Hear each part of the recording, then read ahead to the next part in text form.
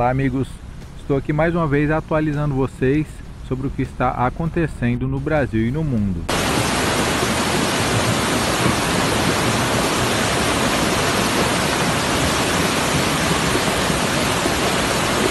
Nesta sexta-feira 12, chuvas fortes causaram o transbordamento de um córrego em Caracas, na Venezuela, gerando inundações nas ruas da cidade. A forte enxurrada arrastou veículos e causou prejuízos aos moradores. Acesse o nosso Telegram e participe do nosso canal enviando seus vídeos.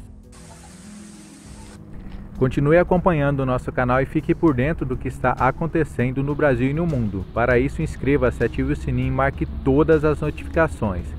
Para mais informações, clique no link na descrição do vídeo e leia a reportagem completa.